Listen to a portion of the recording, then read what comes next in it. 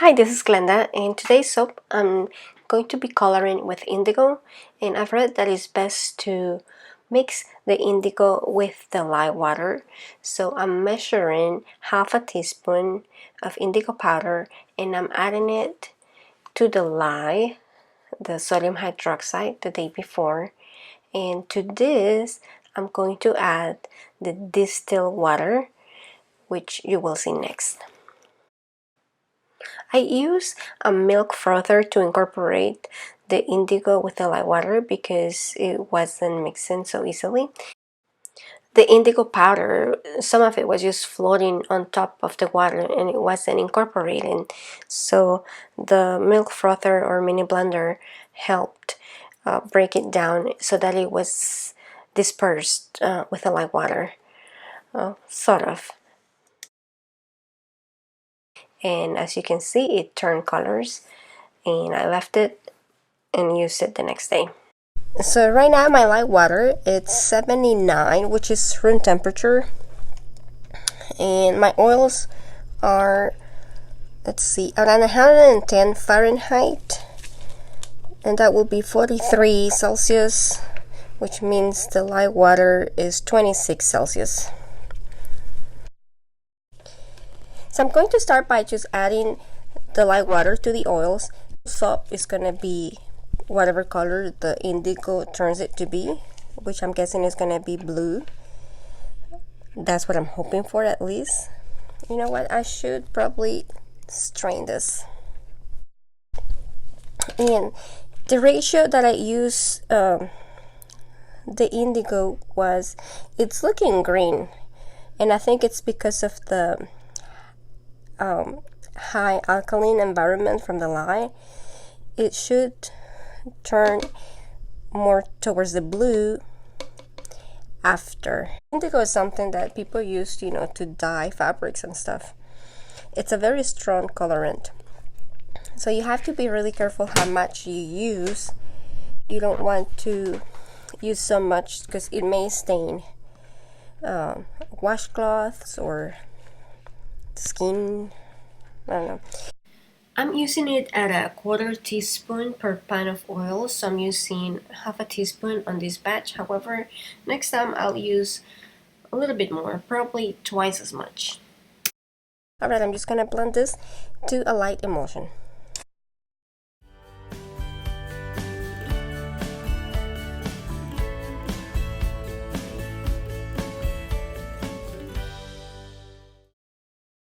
I think I have reached a light emulsion, and I'm going to divide it in half, only because I'm not sure how this fragrance behaves. It's the first time that I'm working with it. It's called Touch by Save on Scents.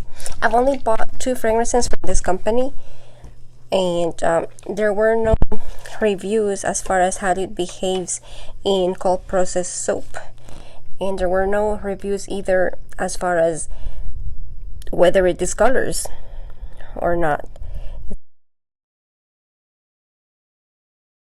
Also split the fragrance, so I'm going to add 1 ounce of fragrance to this portion just to see how it behaves. If it behaves well, then I know what to do with the second layer, or the second part. It's going to be not layer necessarily, but I want to have a silver mica line in between the soap, and I want to use this, which is like a dough scraper or food scraper, to create the pattern. So we'll see how that goes. And so far it seems to be behaving well. This soap is going to be for my husband. He likes this fragrance because it is a type of Burberry touch, and that's his favorite perfume. So I'm going to blend it until it reaches medium trace. I have reached light trace, so I'm going to continue blending until it reaches a thicker trace, because I want to be able to scrape out some of it with this, with the thing that I showed you earlier.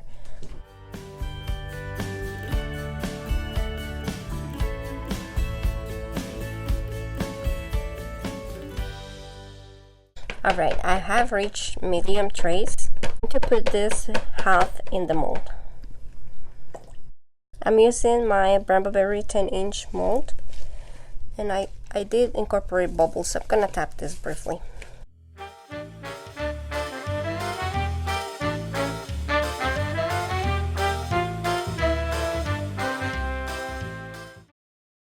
I don't really care for this thin in the middle, this hole, and I'm not even sure if this is gonna fit. I may have to stretch it.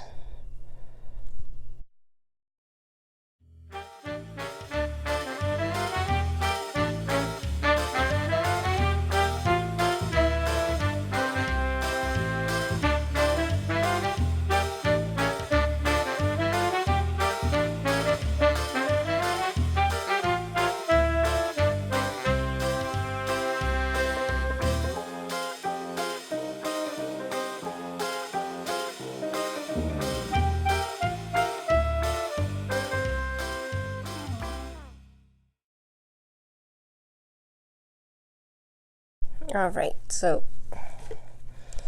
I've scraped it. I'm not looking for a very exact shape, but just something different, so it wouldn't be just a straight mica line. So I'm going to do the silver line. It's a pewter silver from Burberry. I'm not the most patient person when it comes to doing mica lines, as you may tell.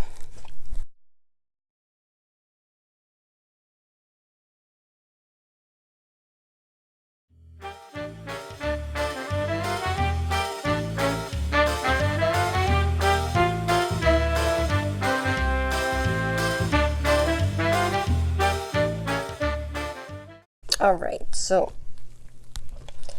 I think that's pretty good. This has gotten a lot thicker, so I'm going to add the portion of the fragrance to that. And then I'm going to blend it, give it a quick blend. I'm gonna tap it to get rid of some bubbles.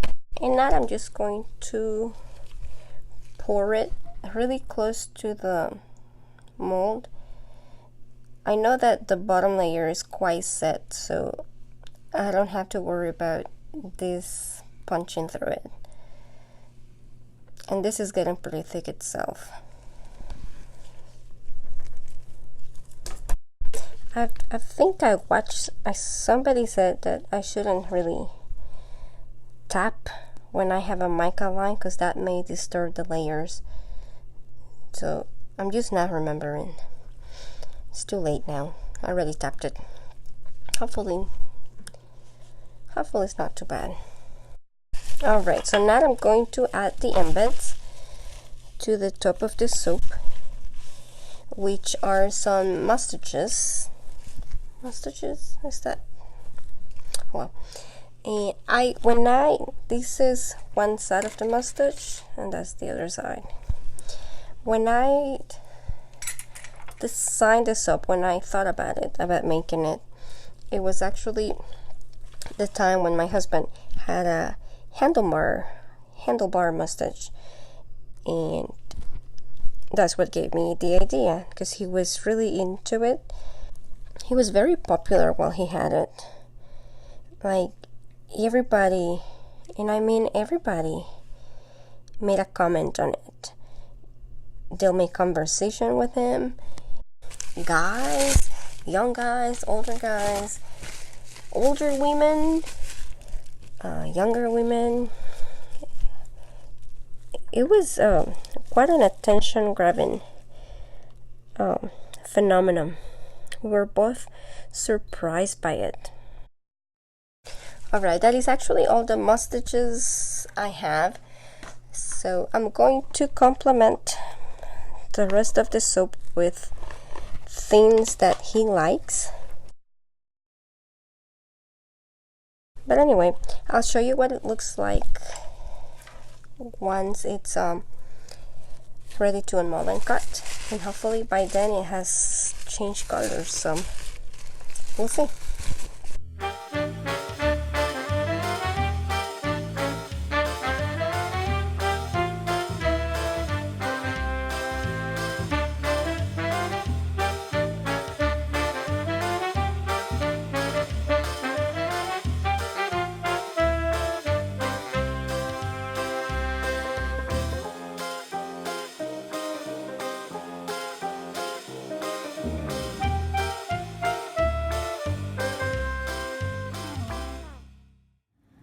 this is Glenda. I hope you liked the video. If you have any questions or comments, you can make them below.